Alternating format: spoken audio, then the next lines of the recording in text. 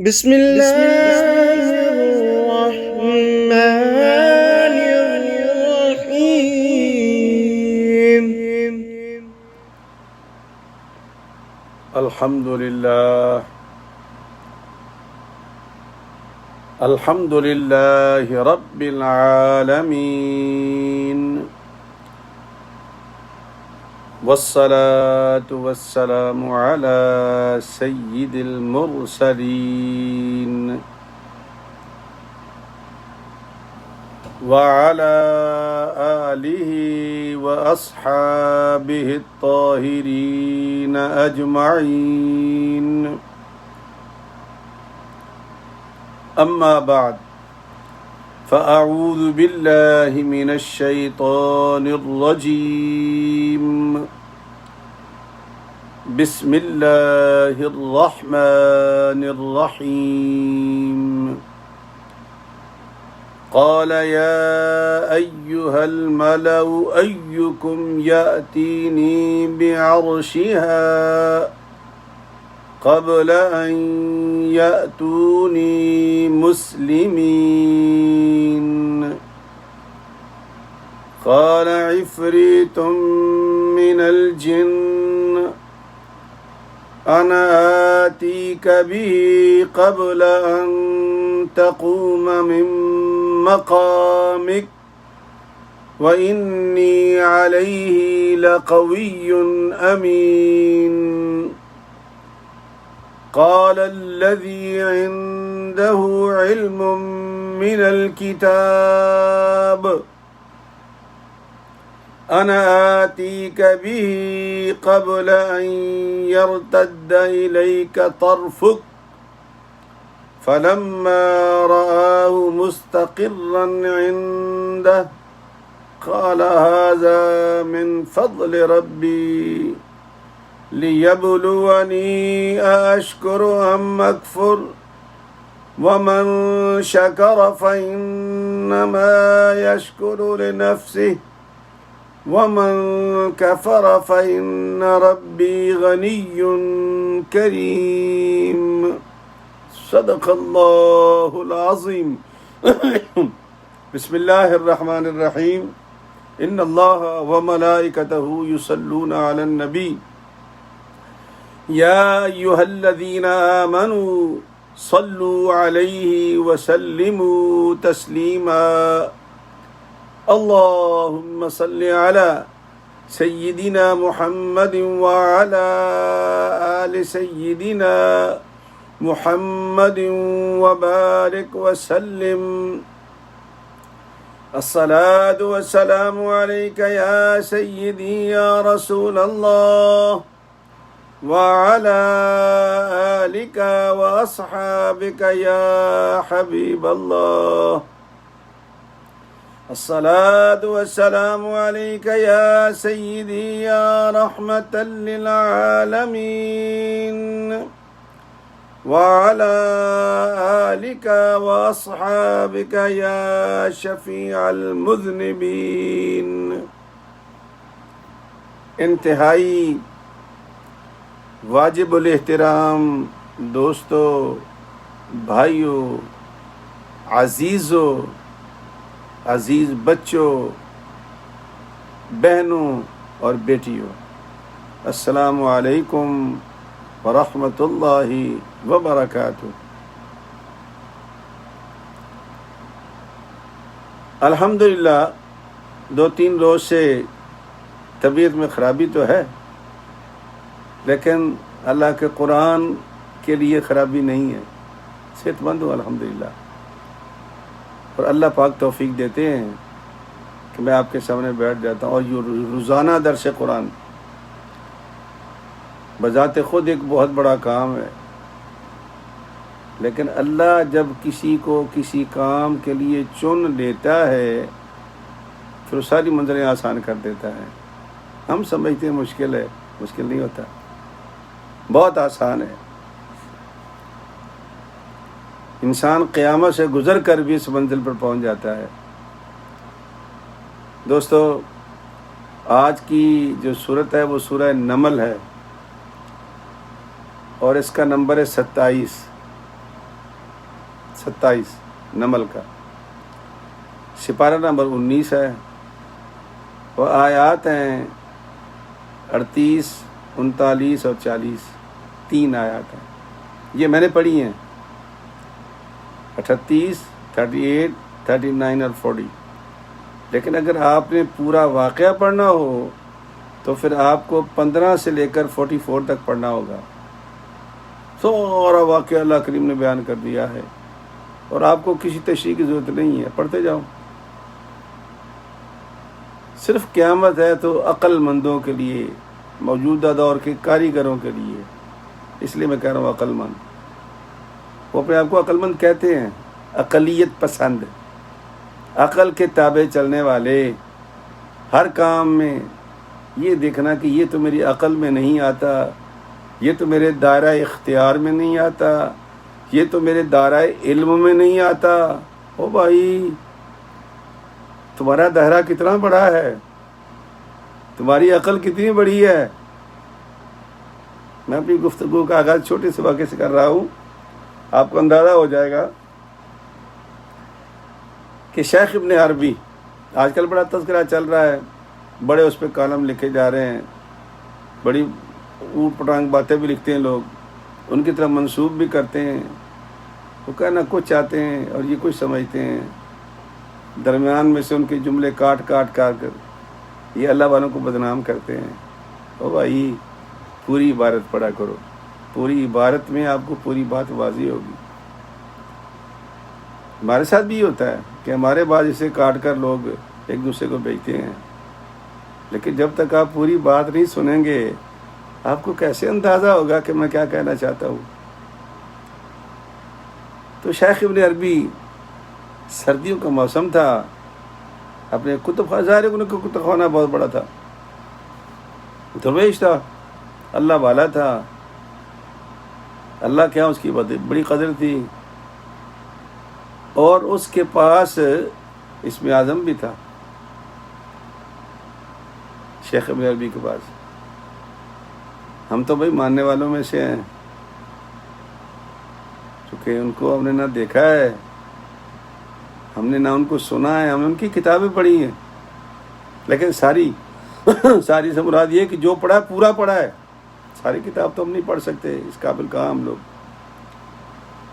سردیوں کا موسم تھا تو اپنے وہ درویش خانے میں بیٹھے ہوئے تھے، ایک ان کا دوست آ گیا، یار ہوتے ہیں نا، بڑے بے تکلف ہو جاتے ہیں، تو وہ بھی بے تکلف تھا، اکثر تعلیم کے لیے آیا کرتا تھا، اور اپنی وہ عقل مندی، عقل پسندی، اپنی لاجک، اپنا فلسفہ ہوا کہ شیخ کی خدمت میں کہا کرتا تھا، سرکار سن کے مسکرا دیا کرتے تھے۔ ایک دن آیا تو کہنے لگا کہ ابن عربی، ایک بات نہیں سمجھ میں آئی۔ فرمایا کہو، کیا سمجھ میں نہیں آیا؟ کہا یہ قرآن مجید میں لکھا ہوا ہے کہ حضرت ابراہیم علیہ السلام کو نمرودیوں نے اٹھا کر جب آگ میں پھینکا تھا، وہ مربع میل کے اندر اس کے جو الاؤ تھے وہ بھڑک رہا تھا، تو اس میں سے یہ کہتے ہیں جی کہ وہ زندہ بچ گیا تھا۔ یہ کیسے ہو سکتا ہے جبکہ آگ کا کام جو ہے بے تباہ، یعنی اس کی طبیعت میں ہے کہ وہ جلاتی ہے، بے تباہ یعنی اس کی طبیعت میں ہے کہ جب بھی آگ کی طرف ہاتھ بڑھاؤ گے تو یہ جلائے گی تمہیں۔ اتنی زیادہ آگ میں ایک چھوٹا سا بندہ کیسے زندہ بچ سکتا ہے؟ تو سرکار نے فرمایا کہ یہ بات تو اللہ نے اپنے پاک کلام میں لکھی ہے۔ کہا نہیں، اصل میں بات یہ تھی، اب اپنا لاجک دے رہا ہے۔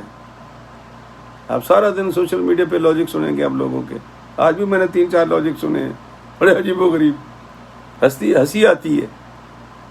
لاجک دے رہا تھا کہ اصل میں وہ نمرود جو تھا وہ جب بہت باتونی اور تم تراکی سے بات کر رہا تھا تو حضرت ابراہیم علیہ السلام نے ایسی دلیلیں دی کہ اس کی آگ ٹھنڈی ہو گئی۔ یہ مطلب ہے سرکار مسکرائے تو آپ نے دیکھا انگیٹھی جل رہی تھی، سردیوں کا موسم تھا، کوئلے جل رہے تھے اس میں، کہا ذرا ہاتھ لگاؤ اس کو، تو اس نے ہاتھ آگے کیا تو اس نے کہا یہ آگ ہے اور آگ کا کام تو بے تباہ جلانا ہے۔ سرکار نے وہ بھری انگیٹھی اٹھائی اور اس کے دامن میں الٹ دی۔ اب اس کے دامن میں انگارے میں اٹھ کے بھاگنے لگا تو آپ نے پکڑ لیا کہ بیٹھ جاؤ، ان انگاروں کو ہاتھ لگاؤ۔ اس نے انگاروں کو ہاتھ لگایا تو برف کی مانند ٹھنڈے تھے، پورے اس کے دامن میں آگ پھیلی ہوئی تھی، آگ کے انگارے تھے لیکن حدت نہیں تھی۔ اس نے کہا کہ اچھا اب اس کو کرو کہ پھر دوبارہ انگیٹھی میں الٹ دو۔ اس نے دوبارہ انگیٹھی میں الٹا، الٹنے کے بعد دیکھا تو قمیص سلامت تھی اس کی۔ اب وہ بڑا پریشان، عقلیت پسند تھا نا، لاجک پسند تھا، تو قرآن میں لاجک نہیں چلتے۔ اب کہا اب لگاؤ ذرا ہاتھ اس کو، ہاتھ بڑھایا تو آگ نے کاٹنے کی کوشش کی، پیچھے کھینچ لیا اس نے۔ کہا یار میں تو اللہ کا ایک ادنا سا خادم ہوں، درویش ہوں، ہیں میں نے آگ سے کہا تھا کہ یہ میرا دوست، اس کو جلانا نہیں، اسے تیری حیا کی ہے، تجھے کچھ نہیں کہا اس نے۔ او بے وقوف انسان، وہ جو اللہ کا نبی تھا، اللہ کا پیغمبر تھا اور نبیوں کا امام تھا، اس کی بھی تو کوئی شان ہوگی۔ تو اس نے حضرت کے گھٹنوں کو ہاتھ لگا دیا، کہنے لگا جی یہ بات نہیں سمجھ سکا تھا میں عقل پر، اپنے علم پر نازاں تھا، لیکن اللہ کے کام علم اور عقل سے بہت آگے ہیں۔ آج کا واقعہ بھی ایسا ہی ہے، یہ سورہ نمل کا ایک واقعہ ہے، اور میں کوئی اسپیشل نہیں واقعہ بیان کرتا آپ کے لیے، یہ سبق میں جو آ جاتا ہے وہ آپ تک پہنچا دیتا ہوں۔ اور دوسری بات اکثر میں کہتا ہوں، میری بات دھیان سے سننا بھائی، میرا کام یہاں بیٹھ کے آپ کو منوانا نہیں ہے، نہ نہ نہ نہ، میرا کام صرف بتانا ہے، سمجھ بھی آئے تو قبول کر لینا، نہیں تو یہیں پھینک کے چلے جانا۔ مجھ سے بحث کرنے کی مناظرے کی ضرورت نہیں ہے، میں تو صرف بتا رہا ہوں آپ کو۔ یہ واقعہ بھی ایسا ہی ہے۔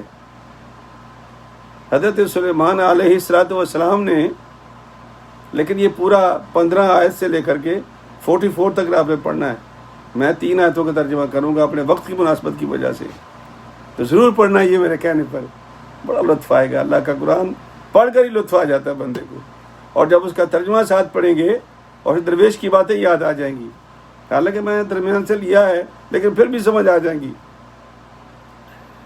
حضرت سلیمان علیہ السلام کو ملکہ بلقیس نے، لمبا واقعہ ہے کہ وہ جو ہدہد تھا اس نے آ کے خبر دی، تو ملکہ بلقیس نے کچھ تحفے بھیجے حضرت سلیمان علیہ السلام کو، اور کچھ امتحان لینے کے لیے چیزیں بھی بھیجیں۔ اس کے لیے آپ تفاسیر دیکھ سکتے ہیں، تفسیر مدری دیکھ لیں، معارف القرآن دیکھ لیں، ابن کثیر دیکھ لیں، مولانا مودودی صاحب کی تفہیم دیکھ لیں، ضیاء القرآن دیکھ لیں، سب آپ کو مل جائیں گے۔ کچھ تحائف بھیجے اور کچھ امتحان کے لیے چیزیں بھی بھیجیں۔ وہ دیکھنا یہ چاہتی تھی کہ یہ بادشاہ ہے یا کچھ اور ہے۔ تو وہ جب وہ سارا سامان قاصد لے کے پہنچا اور آپ کی خدمت میں سلام پیش کیا اور سامان دیا، تو فرمایا کہ بھائی میں تمہارے سامان کا محتاج نہیں ہوں، مجھے جو اللہ نے دیا ہے وہ تمہاری سوچ سے باہر ہے۔ حکومت میرے پاس ہے، نبوت میرے پاس ہے، جنوں پر حکومت میرے پاس ہے، پرندوں پر حکومت میرے پاس ہے، ہوا کے حکومت میرے پاس ہے، پانیوں پر حکومت میرے پاس ہے۔ اس کائنات ارضی و سماوی میں جتنی بڑی بادشاہت حضرت سلیمان علیہ السلام کی ملی، آج تک کسی بادشاہ کو نہیں ملی۔ یہ دنیا کا واحد بادشاہ تھا جس کو اللہ پاک نے یہ تمام نعمتوں سے نوازا تھا۔ تو مجھے تو اللہ پاک نے بڑا نوازا ہے، یہ لے جاؤ۔ صرف ایک بات کہنا کہ تم میرے پاس آ جاؤ، یہ خط میرا ایک اور لے جاؤ، انہو من سلیمان وانہو بسم اللہ الرحمن الرحیم اللہ تعالی علی واتونی مسلمین، یہ خط لے جاؤ، اس سے کہنا خاتون یہ اللہ کے بندے حضرت سلیمان علیہ السلام کی طرف سے تجھے دعوت دین ہے، دعوت دین۔ اور بی بی نے بھی یہی کہا اپنے درباریوں سے کہ مجھے جو کتاب ملا ہے مکتوب کریم ہے، کیا بادشاہ نے خط لکھا ہے، اتنا ادب آداب، اتنا پیار، اتنی لذت اس خط میں۔ تو پھر وہ تیار ہو گئی کہ جی میں جا کے خود ملتی ہوں اور میں جا کے کچھ اور دیکھ کر کے مسلمان ہو جاؤں گی۔ وہ چل پڑی وہاں سے، یمن سے، صنعاء سے جروسلم کے لیے 1400 سے 1500 کلومیٹر کا فاصلہ ہے آنے جانے کا، 2000 بن جاتا ہے آنے جانے کا نا، تو 1000 سمجھ لیں۔ اس زمانے میں تو ایک میل بڑا ہوتا تھا، سفر صخر ولو کان میلا، سفر ایک مصیبت ہے، خواہ ایک میل کیوں نہ ہو۔ تو حضرت سلیمان علیہ السلام کے پاس آنے کے لیے ملکہ چل پڑی۔ جب تقریباً کوئی 3 میل دور رہ گئی، یہ باتیں ہیں سمجھنے والی جو قرآن سمجھانا چاہتا ہے ہمیں، اور ہم عقل کے ڈانڈے ملاتے رہتے ہیں، لاجک تلاش کرتے رہتے ہیں۔ یہاں لاجک نہیں چلتے، یہاں اللہ کی کتاب چلتی ہے، اور اللہ کی کتاب ہمارے لاجک کی محتاج نہیں ہے۔ تمہاری سمجھ میں آئے تو سبحان اللہ، نہ سمجھ میں آئے تو سبحان اللہ۔ اللہ کی کتاب پہلے دن سے لے کے آج تک اسی طرح اعلان کر رہی ہے، فَأْتُوا بِسُورَةٍ مِّن مِّثْلِهِ وَادْعُوا شُهَدَاءَكُم مِّن دُونِ اللَّهِ، ہے کوئی تم میں؟ ایک صورت لے کر آؤ میرے قرآن کی مثل، اور سب دنیا کو بلا لو اور بیٹھ کے دیکھ لو۔ اللہ کا کلام اونچا ہے، وہ اونچا ہی رہے گا۔ اللہ کے کلام کو کوئی نیچا نہیں کر سکتا، ہم بھی نہیں کر سکتے۔ آج جو میں نے کلپ سنے نا، آپ سن بھی نہیں سکتے جو میں نے سنے، یقین کریں آپ۔ رونا آتا ہے، کیسے کیسے لوگ سوشل میڈیا پر بیٹھے ہوئے ہیں اور کیا بونگیاں مارتے ہیں۔ کوئی پکی بیچ رہا ہے، تو کوئی آلو بیچ رہا ہے، تو پتہ نہیں کوئی غم بیچ رہا ہے، پتہ نہیں کیا کیا بیچ رہے ہیں وہ۔ اور اللہ کے بندو قرآن پڑھو، قرآن ہمیں سکھاتا ہے سب کچھ، اس کے اندر ہے، پڑھو اس کو۔ تو وہ چل پڑی، 3 میل دور رہ گئی۔ حضرت سلیمان علیہ السلام نے جتنے اپنے درباری تھے، اچھا درباریوں کی بھی عجیب قسم ہے، آپ تو شاید سمجھتے ہوں گے بھائی ایسے لوگ بیٹھے ہوئے تھے، نہیں، جو ہوا کا کمانڈر تھا وہ الگ تھا، سمندروں کا کمانڈر الگ تھا، پرندوں کا کمانڈر الگ تھا، جنوں کا کمانڈر الگ تھا، انسانوں کا کمانڈر الگ تھا۔ بھئی ہر شے پر تو حکومت تھی، تو وزیر تو ہوتے ہیں نا، چلانے والے کمانڈر تو ہوتے ہیں نا۔ یہی تو سنت الہی ہے، صرف اللہ ایک ہے۔ اللہ فرماتا ہے لو کان فیہما آلہۃ الا اللہ لفسدتا، میرے علاوہ اور کوئی خدا نہیں ہے، کوئی نہیں ہے۔ اگر کوئی ہوتا تو پھر ہم دونوں آپس میں لڑتے، تمہیں کون سنبھالتا؟ اس لیے میں اکیلا ہوں، اکیلی ذات اللہ کی۔ باقی جس کو بھی کام کرنا ہے اتنا کام کرے جتنی اس کی ضرورت ہے،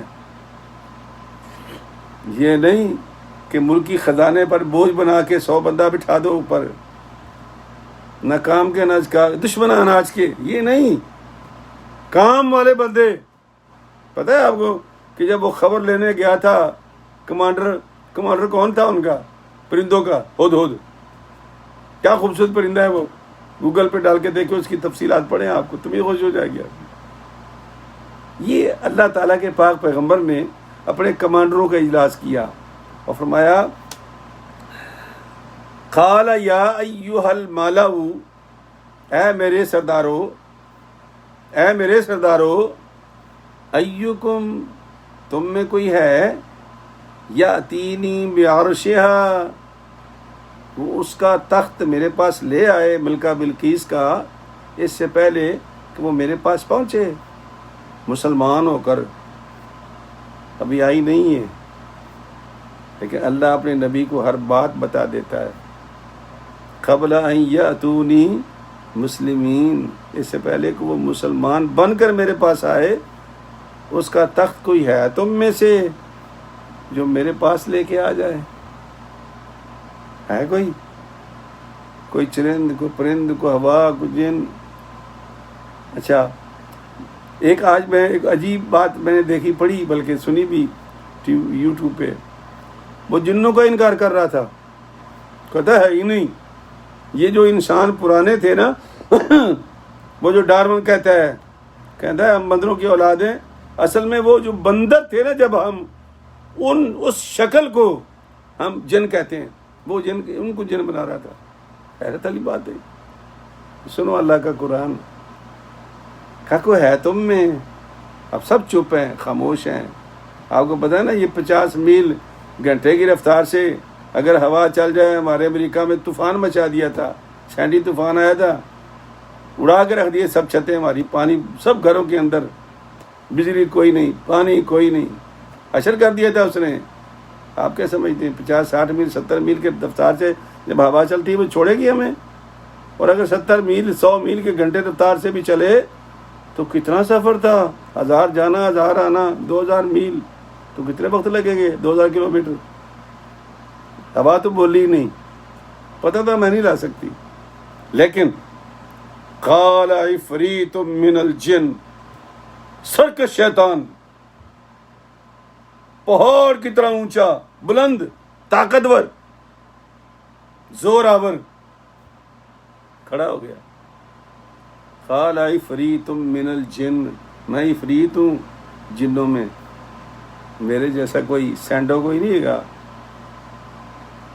اتنا طاقتور ہوں کہ میں آپ کا یہ جو آپ نے دربار لگایا ہوا نا، یہ اور جب آپ دربار کو برخاست کریں گے، جب آپ دربار کو برخاست کریں گے تو پتہ ہے آپ کو 3-4 گھنٹے لگ جاتے تھے. صبح لگاتے تھے، زور تک وہ چلتا تھا.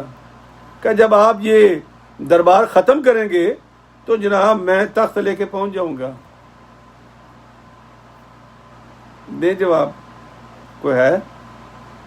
آج کا جیٹ، آج کی بات کر رہا ہوں، جیٹ بھی اس قابل نہیں ہے کہ وہ اتنی دیر میں 2000 کلومیٹر کا سفر کرے، جائے اور آئے. تو جن کہہ رہا میں لے آتا ہوں. تو اس کا معنی یہ ہے کہ یہ جو جیٹ ہے ہمارا آج کا بھی، اس سے بھی زیادہ طاقتور تھا. لیکن سرکار نے فرمایا انا آتی کا بھی قبل ان تقوم من مقامک، نہیں، جو آپ کے اٹھنے سے پہلے میں لے آؤں گا. فإنی علیہ لقوی امین. حضرت جی میں جتنا طاقتور ہوں اتنا امانت دار بھی ہوں. چونکہ اس میں نا جو تخت تھا نا، اس کا ٹیبل جس پہ بیٹھ کے کام کرتی تھی سونے کا تھا، اس میں جواہرات اور یاقوت اور موتی پتہ نہیں کیا کیا جڑا ہوا تھا اس کے. تو جنوں کے بارے میں مشہور یہ تھا کہ چوریاں کرتے ہیں. تو اس نے سب سے پہلے اپنی گواہی دی کہ جناب میں چور نہیں ہوں، طاقتور ہوں لیکن چور نہیں ہوں. وَإِنِّي عَلَيْهِ لَقَوِيٌّ أَمِينٌ. کوئی بندہ کوئی اور یہ کام کر سکتا ہے؟ فرشتہ تو تھا نہیں، وہ تو بالکل شکل سے اس کے سامنے کھڑا ہوا تھا. وہ جن تھا، اور جن ایک مخلوق ہے. لوگوں کی باتیں نہ سنا کرو، اللہ کے قرآن کی باتیں سنو. اور کتنے طاقتور ہوتے ہیں اس قرآن کی سائز سے اندازہ کر لیں کہ 4 گھنٹے میں 2000 میل دور سے اور 7 کمروں کے اندر مکفل تخت اٹھا کر لے آیا. لے آئے گا ایکسکیوز می.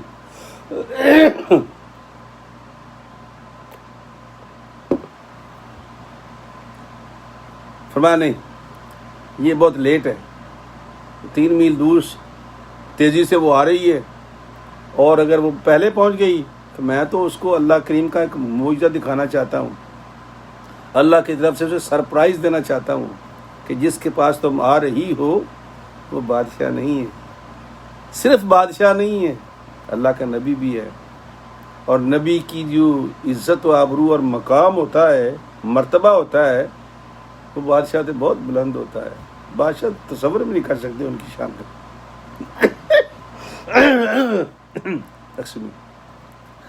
قال الذی عنده علم من الکتاب. ایک بندہ اللہ کا ان کے پاس بیٹھا تھا جس کے پاس کتاب کا علم تھا. کہتے کہ اسم اعظم تھا، اسم اعظم تھا. بعض کہتے ہیں نام نہیں مینشن کیا، نہ مفسرین نے، نہ محققین نے، نہ قرآن کریم نے، نہ حدیث میں بھی ہے، لیکن اکثریت صحابہ کی یہ کہتی ہے کہ وہ آصف بن برخیہ تھے.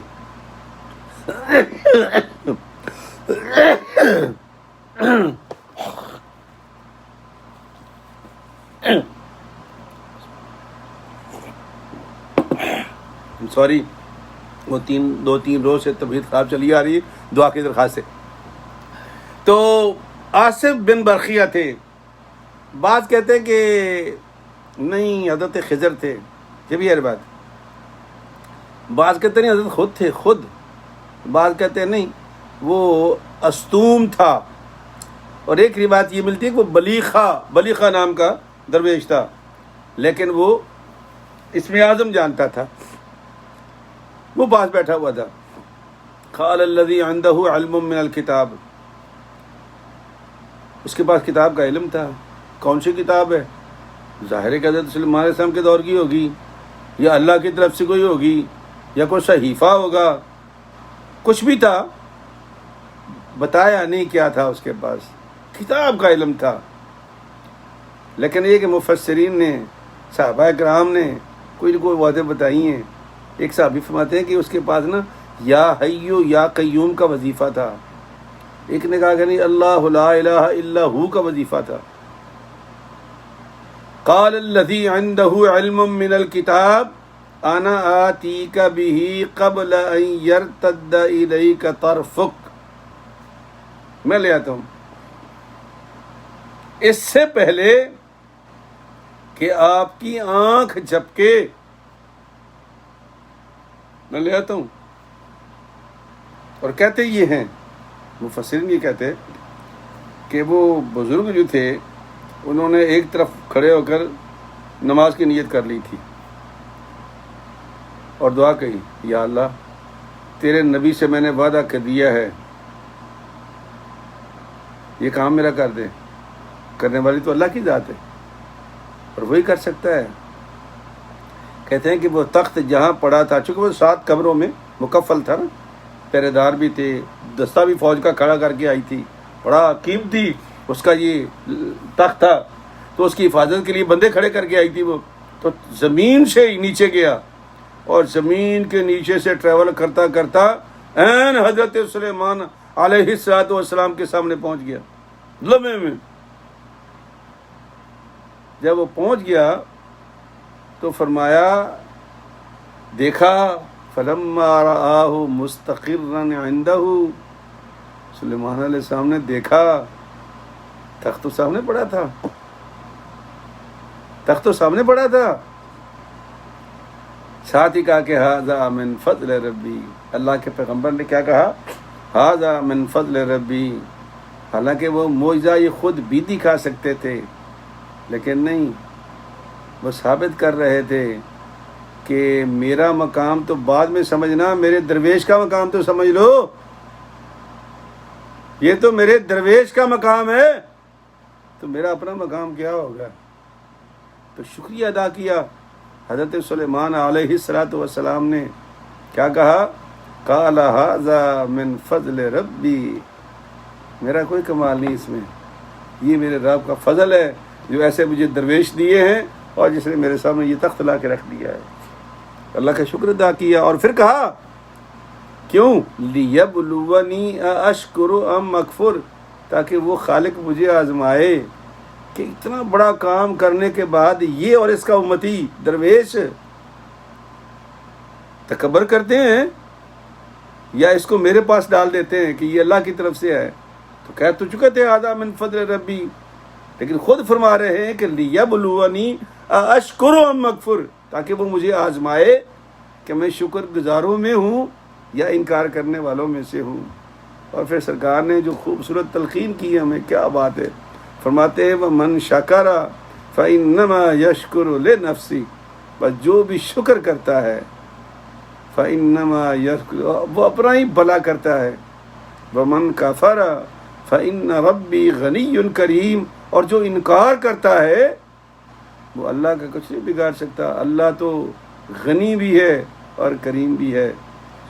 مسلم آخری حدیث ہے، سرکار فرماتے ہیں کہ اللہ پاک نے فرمایا مجھے، یہ صحیح حدیث ہے مسلم شریف کی، آپ فرماتے ہیں کہ اے میرے بندو، یعنی اللہ کی طرف سے فرمان ہے، اے میرے بندو، اے جن و انس، اگر تم سارے مل کر نیک بخت ہو جاؤ تو میرا ملک بڑھ نہیں جائے گا، اور اگر سارا جہان بدبخت ہو جائے اور برے ہو جائیں تو میرا ملک گھٹ نہیں جائے گا۔ یہ صرف تمہارے اعمال ہیں جو جمع ہو کر میرے پاس آتے ہیں، پھر وہ تمہیں ہی عطا کروں گا۔ اگر بھلائی والے ہوں گے تو بھلائی کروں گا، شکر والے ہوں گے تو شکر کا شکرانہ دوں گا، اور اگر برائی والے ہوں گے تو پھر اپنے نفس کو ملامت کرو۔ میں نے تو تمہیں ہدایت کر دی تھی کہ انا ہدیناہ السبیل اما شاکرا و اما کفورا، اے میرے بندے راستے میں نے دونوں تمہیں دکھا دیے ہیں، اب تیری مرضی ہے تو انکار کرنے والا بن، تیری مرضی ہے تو شکر کرنے والا بن۔ تو دوستو، بھائیو، بچوں، یہ عقلیت پسند، عقل یعنی عقل والے، یہ لاجک والے، یہ اللہ کی ان باتوں کو نہیں مانتے، اس کی تعویلیں کرتے، ضرورت ہی کوئی نہیں تعویل کرنے کی، بڑی یہاں آیات ہے۔ تو اگر پورا واقعہ پڑھنا چاہتے ہیں خود تو 15 آیت سے لے کر کے 44 تک، 44 تک آپ پڑھ لیں، پورا واقعہ آپ کے سامنے آ جائے گا۔ بھائی اس میں بڑی لمبی چوڑی باتیں بھی تھیں، چونکہ میرے پاس وقت نہیں ہوتا تو میں اس لیے ان 3 آیتوں پہ آپ اکتفا کر رہا ہوں۔ اللہ تعالیٰ بھی ہمیں عمل کی بھی توفیق دے اور بیماروں کو شفا دے، اور خاص طور مجھے بھی شفا دے آپ کی دعاؤں کا صدقہ۔ چلو اس قابل تو ہوں، آ کے بیٹھ جاتا ہوں آپ کے سامنے، لیکن اللہ پاک شفا دے، آپ سب لوگوں کو بھی شفا دے، آمین۔ السلام علیکم ورحمۃ اللہ وبرکاتہ۔